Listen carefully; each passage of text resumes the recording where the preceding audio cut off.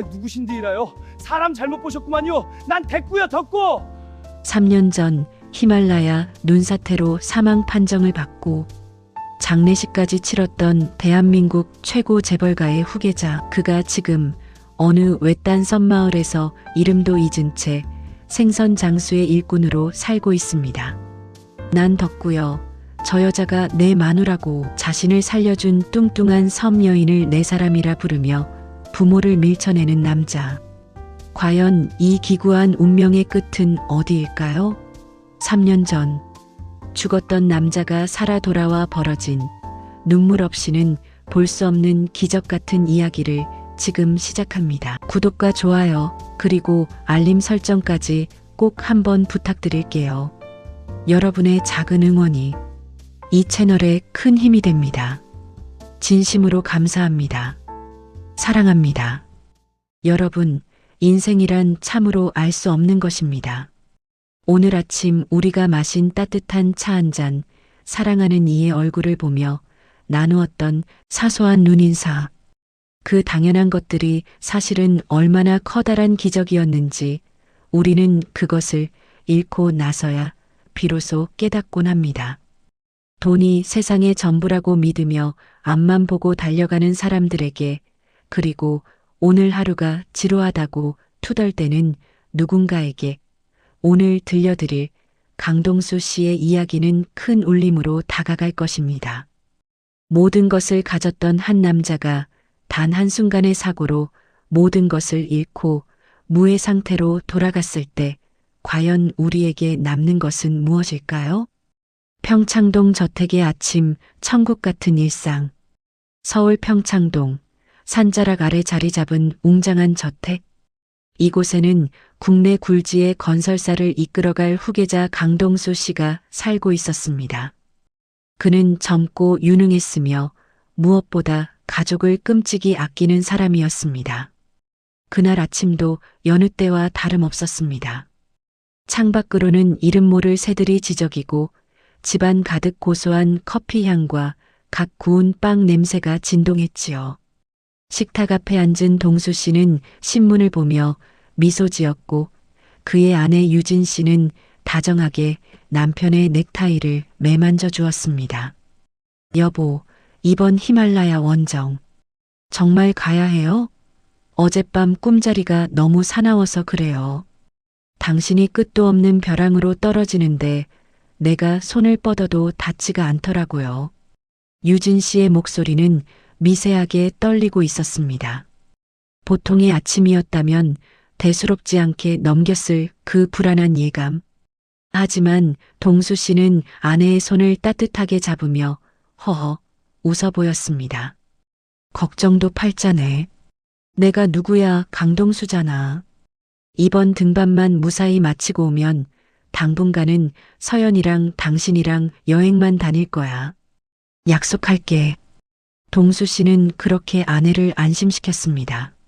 하지만 그것이 아내와 나누는 마지막 아침 식사가 될 줄은, 그 따뜻한 온기가 마지막 신체적 접촉이 될 줄은 신조차 가르쳐주지 않았습니다.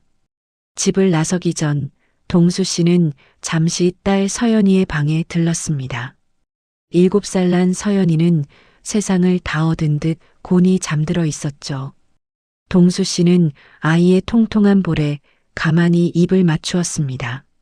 서연이는 잠결에 아빠의 냄새를 맡았는지 배시시 웃으며 잠꼬대를 했습니다. 아빠, 올 때 사탕, 커다란 사탕. 동수 씨는 아이의 머리맡에 작은 인형 하나를 놓아두며 나직이 속삭였습니다. 서연아, 아빠가 세상에서 제일 큰 사탕 사올게. 우리 공주님, 아빠 올 때까지 엄마 말 잘 듣고 있어야 한다. 그 말은 축복이 아니라 잔인한 약속이 되어버렸습니다. 동수 씨가 신발을 신고 대문을 나설 때 평소 잘 풀리지 않던 구두끈이 툭 하고 끊어졌습니다. 불길한 징조였을까요? 그는 그저 낡은 끈이 다 되었나 보다 생각하며 새 끈으로 갈아 끼우고는 힘차게 집을 나섰습니다. 뒤에서 아내가 손을 흔드는 모습이 멀어질 때까지 그는 몇 번이고 뒤를 돌아보았습니다. 일주일 후 네팔의 안나푸르나.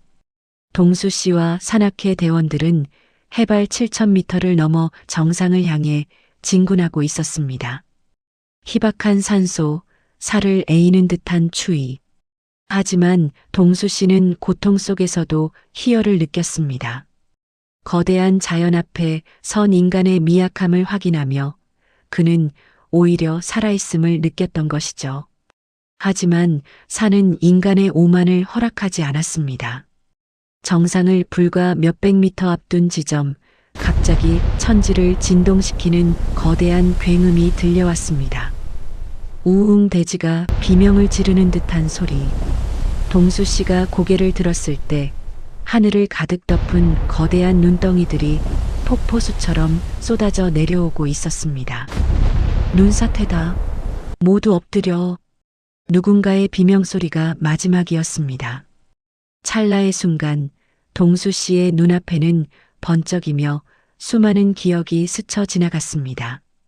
유진의 웃음, 서연이의 목소리, 그리고 아침에 깨뜨렸던 찻잔까지. 거대한 얼음과 눈더미가 그를 집어삼키는 순간 그의 세상은 칠흑 같은 어둠 속으로 잠겨버렸습니다. 산사태의 소식은 빛보다 빠르게 서울에 닿았습니다. 동수 씨가 떠난 후 매일 아침 남편의 무사 귀환을 기도하며 달력을 넘기던 유진 씨는 TV 화면에 뜬 남편의 이름을 보고 그 자리에 얼어붙고 말았습니다. 안나푸르나 원정대 5명 실종, 생존 가능성 희박. 아니야. 그럴 리 없어. 약속했단 말이야. 서연이 생일 전엔 꼭 온다고.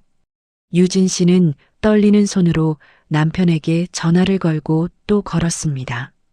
하지만 돌아오는 건 연결되지 않아 음성 사서함으로 넘어간다는 차가운 기계음뿐이었죠. 그 소리는 마치 동수 씨의 심장이 멈췄다는 선고처럼 유진 씨의 가슴을 난도질했습니다. 소식을 듣고 달려온 시어머니는 현관문을 들어서기도 전에 실신하여 쓰러졌고 강 회장은 평생 쌓아온 냉철함을 잃은 채 붉어진 눈으로 허공만 바라보았습니다. 평창동 저택은 더 이상 천국이 아니었습니다. 지옥보다 더 차가운 침묵과 절망만이 가득한 폐허가 되어버렸습니다. 사고 발생 열흘째. 네팔 현지 구조대는 수색 종료를 선언했습니다. 거대한 눈더미 아래에서 발견된 것은 형체를 알아볼 수 없을 만큼 훼손된 옷가지들과 동수 씨의 피 묻은 만년필, 그리고 가족 사진이 든 지갑뿐이었습니다. 현지 당국은 이를 근거로 동수 씨의 사망을 공식화했습니다. 결국 서울에서는 주인 없는 장례식이 치러졌습니다. 검은 상복을 입은 유진 씨는 곡소리조차 내지 못한 채 넋이 나간 사람처럼 영정 사진만 응시했습니다. 그때 아무것도 모르는 7살 서연이가 엄마의 옷자락을 잡아당기며 물었습니다. 엄마, 아빠는 왜 저기서 웃고만 있어? 언제 나와서 나랑 사탕 사러 가? 그 어린 목소리에 장례식장은 순식간에 눈물바다가 되었습니다. 강 회장은 손녀를 품에 안고 꺼느끼며 울었고 유진 씨는 그제야 가슴을 쥐어뜯으며 통곡했습니다. 여보, 이렇게 가면 어떡해. 우리 서연이 두고 어떻게 눈을 감아. 하지만 죽음은 대답이 없었습니다. 동수 씨의 영혼은 히말라야의 차가운 만년설 속에 영원히 잠든 것처럼 보였습니다. 그러나 운명은 인간의 짐작을 비웃기라도 하듯 또 다른 장난을 준비하고 있었습니다. 모두가 그가 죽었다고 믿으며 제사를 지내고 있을 때 사고 지점에서 수십 킬로미터 떨어진 한 작은 마을의 야전병원. 이름 모를 원주민에게 구조되어 기적적으로 목숨을 건진 한 남자가 있었습니다. 온몸이 골절되고 얼굴은 형체를 알아보기 힘들 만큼 부어올랐지만 그의 심장은 미약하게 남아 뛰고 있었죠. 사고 발생 3개월 만에 그 남자가 천천히 눈을 떴습니다. 여기가 어디지? 나는 누구지? 입술을 달싹이며 내뱉은 첫 마디는 자신의 이름이 아니었습니다. 머리를 관통하는 극심한 통증과 함께 그의 머릿속은 마치 하얀 눈밭처럼 아무것도 남아있지 않았습니다. 사랑했던 아내의 얼굴도 눈에 넣어도 아프지 않을 딸의 이름도 자신이 수천억 자산의 후계자였다는 사실조차도 거울 속에 비친 낯선 남자를 보며 그는 공포에 질려 비명을 질렀습니다. 기억을 잃은 황태자. 세상은 그를 죽었다고 기록했지만 그는 이제 정체 모를 한 명의 인간으로 다시 세상에 던져진 것입니다. 사고 발생 후 4개월 후 네팔에 이름 없는 야전 병원에서 간신히 기운을 차린 동수 씨는 현지 구호단체의 도움으로 한국행 비행기에 올랐습니다. 서류상으로는 신원 미상의 해외 조난자. 지문조차 훼손되어 신원 확인이 늦어진 그는 그저 국가의 보호를 받는 가엾은 실종자 중 한 명일 뿐이었습니다. 마침내 밟은 고국 땅. 하지만 동수 씨에게 이곳은 그리운 집이 아니었습니다. 눈을 뜨면 보이는 모든 것이 거대한 위협이었습니다. 공항의 밝은 조명은 눈을 멀게 할 듯 번쩍였고 사람들의 웅성거림은 마치 자신을 비난하는 환청처럼 들려왔습니다. 나는 누구인가? 저 사람들은 왜 저렇게 바쁘게 움직이는가? 머릿속을 파고드는 질문들에 대답해줄 사람은 아무도 없었습니다. 복지사가 잠시 서류를 정리하며 한눈을 판 그 찰나였습니다. 동수 씨는 알 수 없는 공포에 사로잡혔습니다. 저 사람들이 나를 어디로 데려가려는 걸까? 나를 가두려는 건 아닐까? 기억을 잃은 인간은 가장 원초적인 생존 본능만 남게 됩니다. 그는 본능적으로 사람이 가장 적은 곳, 어두운 곳을 향해 뛰기 시작했습니다. 아저씨, 거기 서세요. 위험해요. 뒤에서 부르는 소리가 들릴수록 동수 씨의 심장은 터질 듯 뛰었습니다. 그는 공항철도 승강장으로 뛰어내려갔습니다. 마침 문이 닫히려는 열차 안으로 몸을 던졌고 열차가 출발하자 그제야 바닥에 주저앉아 거친 숨을 몰아쉬었습니다. 열차는 어둠을 가르며 서울 도심으로 향했습니다. 창밖으로 펼쳐진 화려한 빌딩 숲과 네온 사인들. 사실 그중 가장 높은 빌딩 중 하나는 동수 씨의 아버지가 세운 것이었고 그 아래 보이는 도로는 동수 씨가 매일같이 고급 세단을 타고 달렸던 길이었습니다. 하지만 지금의 그에게 저 불빛들은 그저 차가운 얼음 조각 같았습니다. 기억의 조각들이 가끔씩 머릿속을 스쳐 지나갈 때마다 동수 씨는 극심한 두통에 시달렸습니다. 희미하게 떠오르는 여자의 미소, 아이의 웃음소리. 하지만 그 얼굴을 떠올리려 하면 머릿속은 인의 안개 속에 갇힌 듯 뿌얘졌습니다. 괴로워. 죽을 것 같아. 그는 귀를 막고 웅크렸습니다.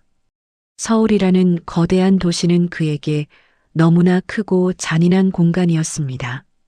정처 없이 걷다 보니 발길은 남쪽으로 향했습니다. 본능이었을까요? 화려하고 시끄러운 도심에서 멀어질수록 그의 마음은 미세하게나마 평온을 찾았습니다.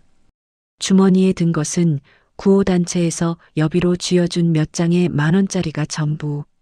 그는 가장 멀리 가는 버스표를 끊었습니다.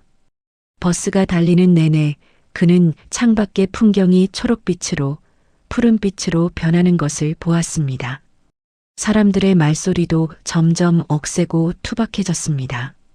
하지만 동수 씨는 그 낯선 사투리에서 오히려 따스함을 느꼈습니다.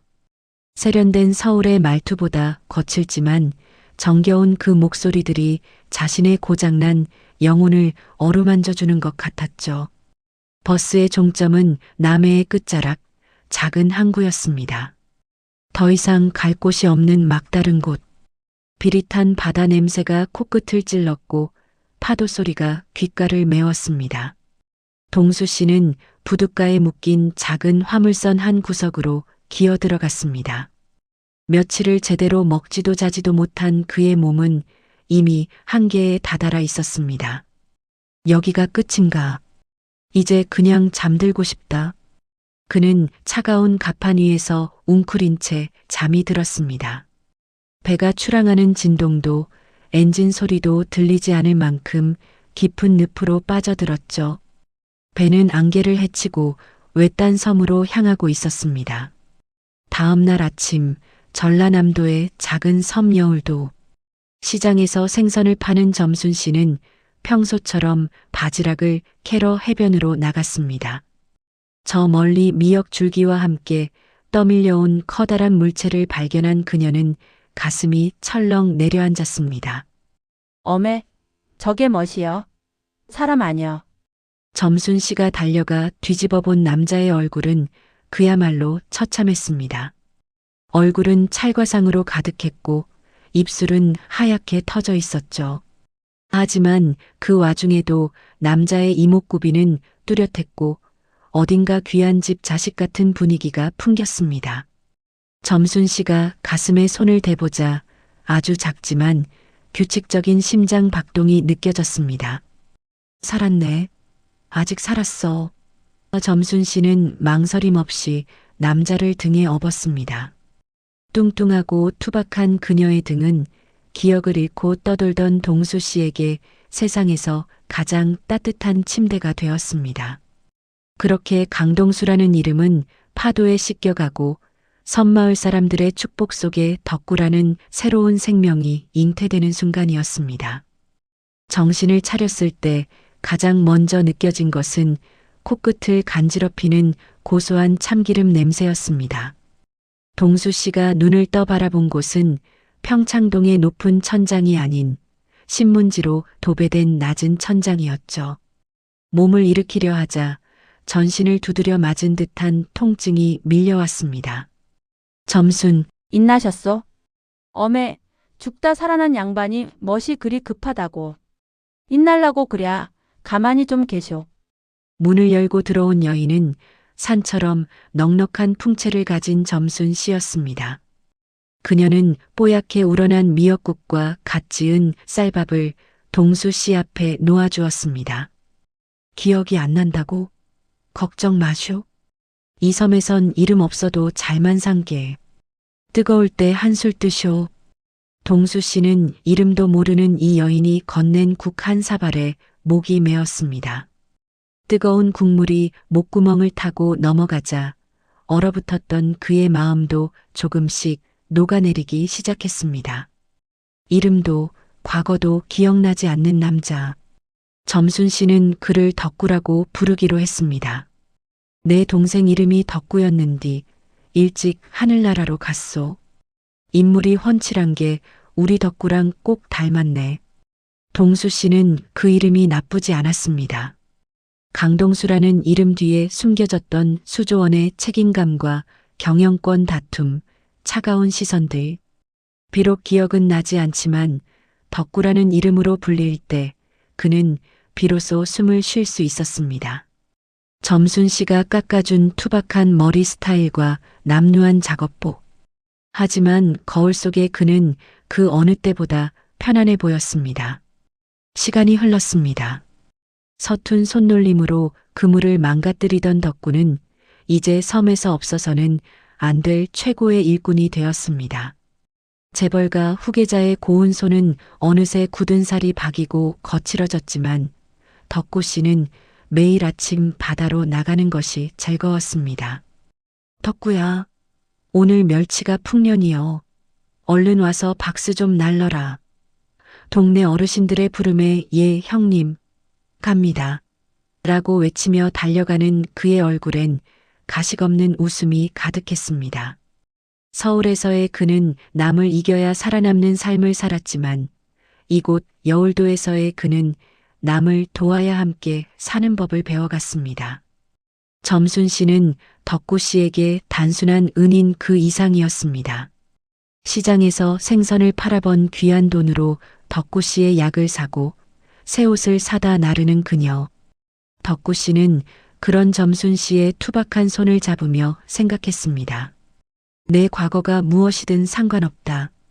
이 여인 곁에서 평생 덕구로 살 수만 있다면. 하지만 행복한 순간마다 불쑥 찾아오는 손님이 있었습니다. 비가 내리는 밤이면 귓가에 울리는 아이의 웃음소리. 아빠, 사탕 사줘. 그 환청이 들릴 때마다 덕구 씨는 가슴 한구석이 뻥 뚫린 듯한 통증을 느꼈습니다. 자신이 잊고 있는 것이 단순한 이름만이 아니라는 사실을 본능은 이미 알고 있었던 것이죠. 사실 점순 씨는 알고 있었습니다. 이 남자가 예사 사람이 아니라는 것을요. 그가 신고 왔던 비싼 등산화, 그리고 그 안에 적힌 강동수라는 이름. 점순 씨는 가끔 그 이름을 손가락으로 쓸어보며 남몰래 눈물을 훔쳤습니다. 점순 혼잣말로 강동수 씨. 당신 이름이 이거였구만요. 언젠가는 가야 할 사람이겠지. 그래도 조금만, 아주 조금만 더 덕구로 있어주면 안 될까잉? 이기적인 마음인 줄 알면서도 점순 씨는 그 신발을 깊숙한 벽장 속에 숨겼습니다. 섬마을의 평화로운 노을 아래 두 사람의 운명은 그렇게 아슬아슬한 행복을 이어가고 있었습니다. 덕구 씨가 섬마을에서 투박한 사투리를 배우며 평화로운 일상을 보내는 동안 서울 평창동의 시간은 잔인하게 멈춰 서 있었습니다. 남편 강동수 씨가 떠난 지 어느덧 3년. 세상은 이미 그를 잊었습니다. 뉴스에서는 후계자를 잃은 건설사의 주가 소식이 들려오고 지인들은 이제 그만 잊고 새 삶을 살라며 아내 유진 씨의 어깨를 다독였습니다. 하지만 유진 씨에게 남편은 죽은 사람이 아니었습니다. 그녀는 매일 아침 남편의 서재를 닦고 남편이 좋아하던 향의 커피를 내려 책상 위에 올려두었습니다. 여보, 오늘도 날씨가 좋네요. 당신이 있는 그곳도 날씨가 좋나요? 대답 없는 허공에 말을 건네는 유진 씨의 눈가는 이미 말을 날이 없었습니다. 아빠를 쏙 빼닮은 딸 서연이는 이제 초등학생이 되었습니다. 사고 당시 너무 어려 아빠의 얼굴조차 가물가물해진 아이. 하지만 서연이는 등굣길마다 대문 앞에 서서 한참을 서성입니다. 엄마, 아빠가 세상에서 제일 큰 사탕 사온다고 했잖아. 아빠는 길치인가 봐. 집을 못 찾나 봐.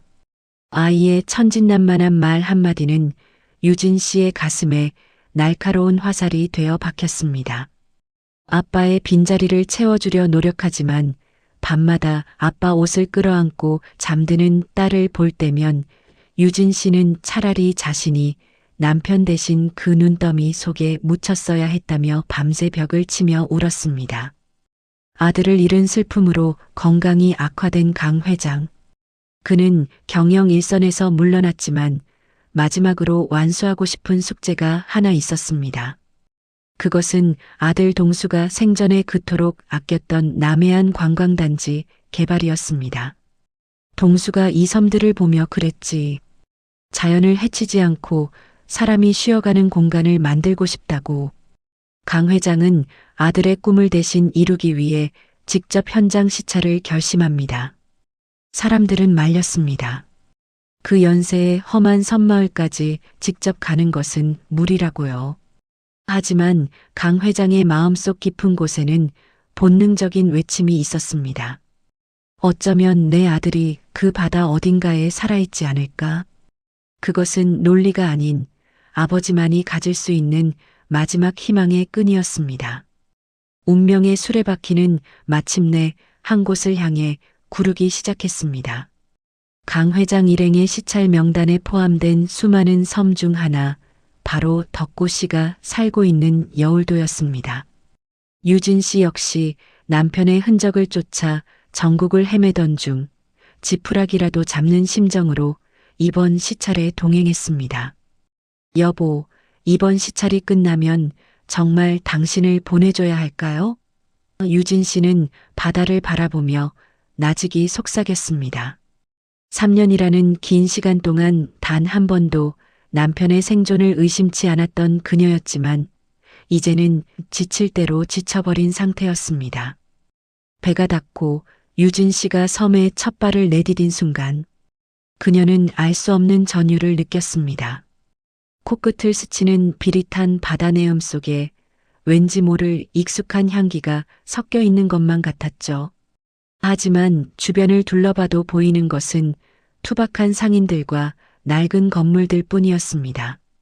같은 시간 시장통에서 생선 상자를 나르던 덕구 씨는 갑자기 멈춰서서 항구 쪽을 바라보았습니다. 왠지 가슴이 울렁거리고 눈물이 왈칵 쏟아질 것만 같은 기분. 덕구야, 뭐하냐? 빨리 안 오고. 점순 씨의 외침에 덕구 씨는 고개를 저으며 다시 리어카를 끌었습니다. 100m도 안 되는 거리. 하지만 두 사람 사이에는 기억이라는 거대한 장벽이 가로막고 있었습니다. 3년 만에 재회하기 직전의 고요함. 그것은 폭풍 전야의 긴장감보다 더 잔인하고 애틋한 순간이었습니다. 강 회장 부부와 유진, 수행원들이 섬마을 시장 골목을 걷고 있다. 평소 활기 넘치던 시장 상인들은 낯선 서울 사람들의 등장에 수군거린다. 남의 여울도 작은 섬마을은 여느 때와 다름없이 활기찼습니다. 하지만 그날은 조금 다른 공기가 흘렀습니다. 서울에서 온 귀빈들의 시찰 소식 때문이었죠. 강 회장은 아들 동수의 마지막 꿈을 이루기 위해 그 섬의 구석구석을 직접 눈으로 확인하려 했습니다. 어머니가 유진의 손을 잡으며 유진아, 여기가 그 아이가 그렇게 좋아했던 바다 풍경이 보이는 곳이란다. 동수가 살아있다면 분명 여기 어딘가에 있을 것만 같구나. 아들을 잃은 어머니의 눈은 여전히 붉게 충혈되어 있었습니다. 유진 씨 역시 남편의 숨결이라도 느낄 수 있을까 주변을 애타게 두리번거렸습니다. 3년간의 지옥 같은 기다림이 오늘 마침표를 찍을지 그 누구도 알 수 없었습니다. 시장통에 덕구 그 익숙한 뒷모습. 시장 골목 안쪽 덕구가 고무 앞치마를 두르고 생선 상자를 능숙하게 나르고 있다. 땀을 흘리며 상인들과 농담을 주고받는 그의 얼굴에는 해맑은 웃음이 가득하다. 바로 그 순간이었습니다. 강 회장 일행이 왁자지껄한 시장 골목을 지나치려던 때 유진 씨의 시선이 문득 한 곳에 멈췄습니다. 저 멀리 등짐을 지고 활기차게 걸어가는 한 남자. 햇볕에 그을린 등과 탄탄한 어깨. 낡은 작업복을 입었지만 어딘가 모르게 낯익은 그 뒷모습에 유진 씨의 심장이 미친 듯이 뛰기 시작했습니다. 낮고 떨리는 목소리로 여보. 유진의 목소리에 주변 상인들이 웅성거린다. 강 회장 부부도 유진의 시선을 따라 남자를 바라본다. 남자가 무거운 상자를 내려놓고 고개를 돌린다. 클로즈업되는 덕구의 얼굴 그와 동시에 강 회장 부부와 유진의 얼굴이 차례로 클로즈업되며 충격에 휩싸인 표정을 보여준다. 세월의 흔적이 분명했지만 그 얼굴은 영정사진 속 활짝 웃던 강동수의 모습과 너무나도 닮아 있었습니다. 그 순간 어머니의 입에서 절규에 가까운 비명이 터져나왔습니다. 어머니는 두 손으로 입을 틀어막고 겨우 내뱉듯이 동수야, 동수야, 내 새끼 동수야. 어머니가 덕구에게 달려가 팔을 붙잡는다. 덕구는 마치 낯선 사람을 보듯 경계하며 뒷걸음질 친다. 어머니는 덕구의 뺨을 어루만지며 오열한다. 내 아들아. 엄마야, 내 엄마. 죽은 줄 알았는데 이렇게 살아있었구나. 왜 엄마를 못 알아봐? 덕구는 손을 뿌리치며 놀란 표정으로 아니 저 누구신데요? 왜 이러세요? 사람 잘못 보셨구만요. 덕구가 어머니의 손을 거칠게 뿌리치고 점순의 뒤로 숨는다. 점순은 당황하여 두 사람을 번갈아 본다. 유진은 덕구에게 다가가 손을 잡으려 한다. 여보, 나 유진이야.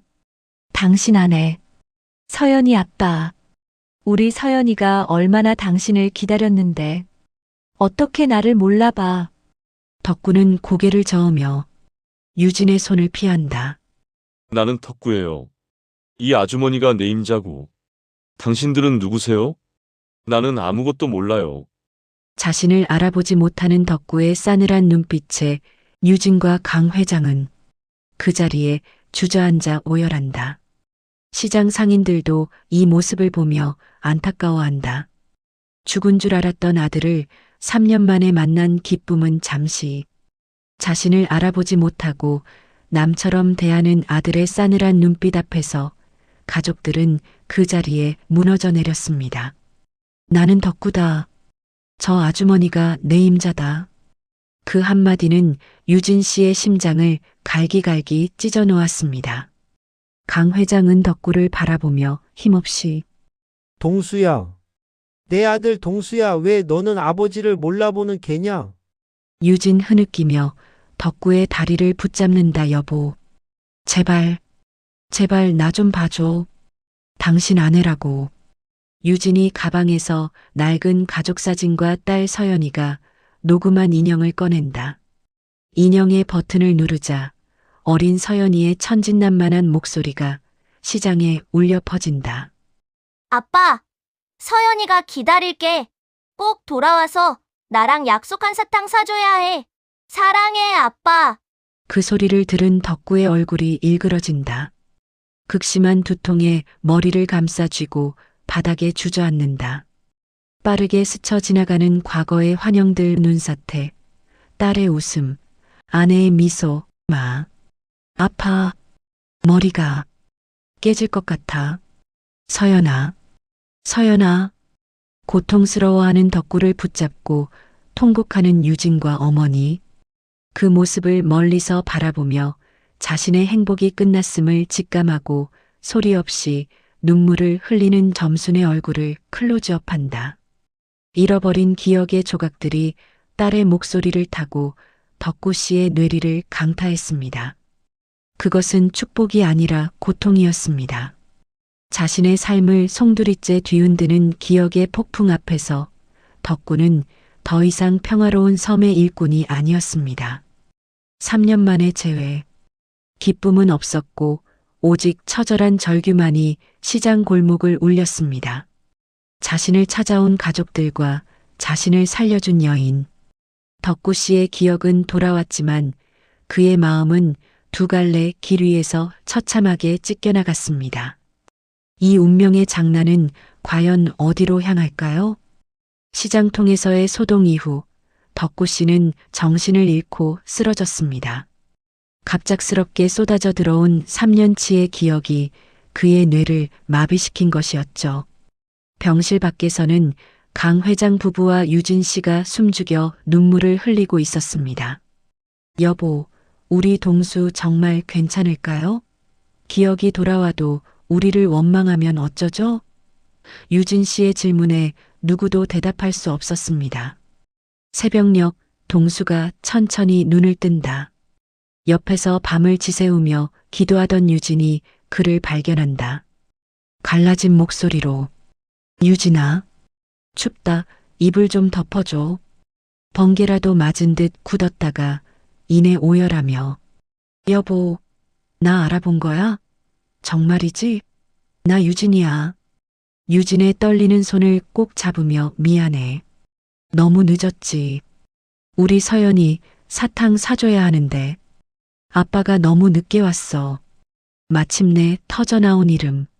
유진아. 그 한마디에 3년의 한 맺힌 세월이 녹아내렸습니다. 문 밖에서 귀를 기울이던 강 회장과 어머니도 서로를 붙잡고 통곡했습니다. 죽음에서 돌아온 아들, 그리고 잃어버렸던 기억의 귀환. 그것은 기적 그 자체였습니다.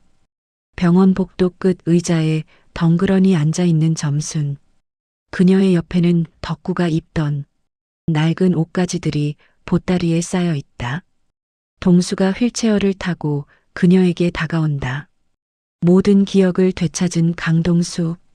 하지만 그에게는 풀어야 할 매듭이 하나 더 있었습니다.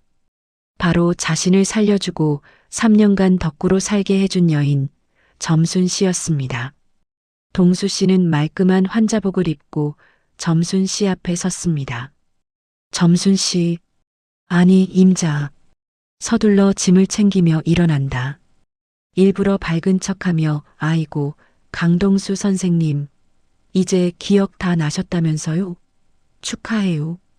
이제 귀한 집으로 돌아가셔야지. 덕구 옷은 제가 다 챙겨왔은 게 버리시든지 맘대로 하쇼. 점순의 거친 손을 잡으며 점순 씨, 나를 살려준 거, 그리고 덕구로 살게 해준 거, 내 평생 잊지 않을 겁니다. 당신은 내 생명의 은인이자 내 인생에서 가장 순수했던 시간을 함께 해준 사람입니다. 점순 씨는 참았던 눈물을 터뜨렸습니다. 아이고, 덕구 씨. 아니, 강 선생님. 나는 그냥 당신이 우리 집에 처음 왔을 때 그 눈빛이 너무 슬퍼 보여서 그래서 그냥 같이 있고 싶었어요. 미안해요. 내가 욕심이 많았죠? 동수 씨는 말없이 점순 씨의 손등 위에 눈물을 떨구었습니다. 재벌가 후계자 강동수와 섬마을 여인 점순. 그들의 짧고도 긴 인연은 그렇게 슬프고도 아름답게 정리되어 가고 있었습니다. 새로운 시작 상생의 섬. 1년 후 여울도 항구의 최신식 리조트가 아닌 마을 주민들의 삶이 그대로 보존된 예쁜 카페와 치유센터가 들어서 있다. 건물의 이름은 여울도 상생센터. 1년이 지났습니다. 사람들은 강동수 씨가 서울로 돌아가자마자 섬을 싹 밀어버리고 거대한 호텔을 지을 줄 알았습니다. 하지만 동수 씨의 선택은 달랐습니다. 그는 아버지 강 회장을 설득했습니다. 아버지, 이곳은 저를 살려준 곳입니다. 이곳 사람들의 삶을 망치는 개발은 하고 싶지 않습니다. 동수가 정장 차림으로 마을 주민들과 악수하며 활짝 웃는 모습. 그 옆에는 점순 씨가 새로 단장한 생선 가게에서 환하게 웃으며 손님을 맞이하고 있다. 동수 씨는 섬 전체를 치유와 공존의 공간으로 만들었습니다. 점순 씨의 생선 가게는 이제 전국에서 주문이 밀려드는 유명한 곳이 되었고 마을 어르신들은 동수 씨가 세운 복지센터에서 건강을 돌보며 삽니다. 덕구가 아닌 강동수로 돌아왔지만 그는 여전히 여울도 사람들에게는 우리 덕구였습니다. 노을 지는 점순네 집 앞 평상. 서울에서 내려온 동수, 유진, 그리고 초등학생이 된 서연이가 점순과 마주 앉아 식사를 하고 있다. 서연이가 점순의 입에 쌈을 넣어주는 장면. 서연은 점순 이모에게 아빠 살려줘서 진짜 고마워요. 이모가 해준 갈치조림이 세상에서 제일 맛있어요. 점순 서연이를 꽉 안아주며 아이고, 이 이쁜 것.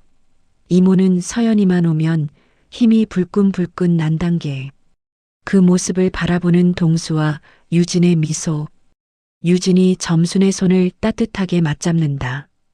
이제 두 가족은 남이 아니었습니다. 유진 씨는 점순 씨를 친언니처럼 의지했고 점순 씨는 동수 씨의 가족이 올 때마다 친정엄마처럼 상을 차려냈습니다.